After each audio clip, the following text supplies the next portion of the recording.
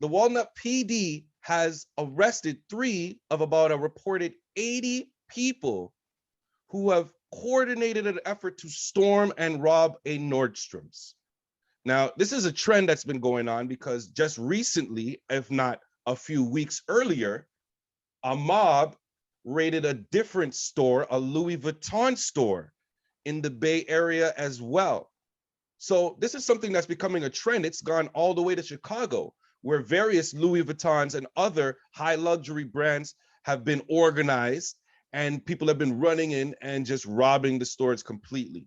So this is something that like we got to look at. Like, first of all, I saw this, and the reason why this is interesting to me is because I always think outside the box. First of all, where do you find 80 people willing to do this? Who's organizing all of this stuff? You said that they've captured 3 people out of, yeah, well, at this Walnut PD one, I think they said, yeah, 3 out of a reported 80 people. Well, this is what I'm saying, right? The more people you have involved, it might sound just like chaos, and it might even sound like it would be easier to get caught, right? But if there's 80 people involved, that increases your odds of getting away, at least you individually. Now, I mean, if somebody else rats you out, that's different, right? But I don't think it's as crazy as it sounds. Where did this come from? Why is this doing it? People are saying that this is because of the Rittenhouse verdict. That's what people are going with, right? It obviously isn't, because these things happened before the verdict came out. So let's just get that out the way.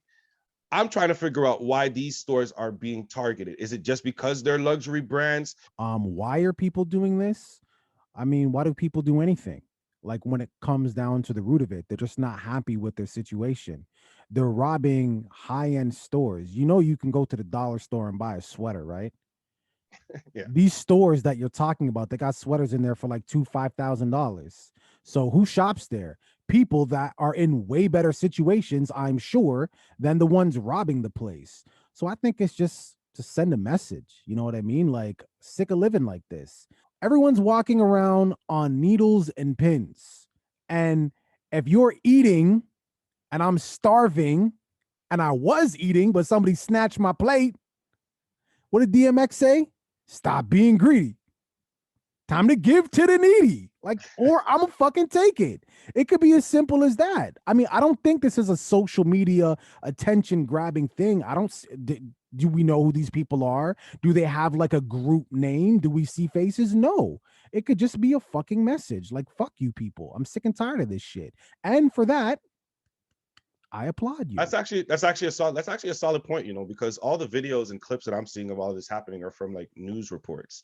It's not like anybody's personal like Instagram or personal like Twitter. Like, nobody's out there, like, they're busy trying to get the mission accomplished and get the out of there. You know what I'm saying? So yeah, this is definitely sending a message. And also, really quick, nobody fucking cares about rich people. Nobody cares that these places got nobody robbed. cares. Nobody cares. They're like, yeah, let's do it again. Nobody cares. They're gonna sell 2 sweaters and make back all the money. So that's how big their profit margins. Nobody's worried about that, man. But like, viewing public, I want to know from Deuce Gang right now, if you had an opportunity to participate in one of these little flash mobs, are you participating? The last one, Bend, Oregon, it's I don't know if it's still there. I think it might have shut down now officially, sadly, but it was the last one that was in operation, and that's recently. Like, there was a documentary on Netflix about it too, right? So the guy's name who's gonna star in it apparently is Randall Park. I just wanted to find it, give him his flowers.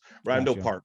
Hilarious guy, but it's in Bend, Oregon. So I think it's going to be very interesting to see, because if you watch that documentary and you heard the employees speak about what the culture is like there and how loyal the people are and the people that are coming in, I think it's going to be hilarious once this TV show has regulars that start coming in. Right. Once it has the conflicts with the little kids and stuff like that, the restocking issues. What happens if machines break down because they're still from the 90s? They're still using the same, because they can't update the equipment, right? So there's a whole bunch of small intricate things that they outline in the documentary that if they put in the show, it's a cornucopia of comedy. Do you think they're still gonna have like that one section in the Blockbuster that's like taped off with like the black curtains? The adult section. Know the section. I Well, know the section. if they're going for realism, they will not have it. If they're going Oh for man. absolute comedy, there will be an episode where they're struggling and they feel like that will help it thrive.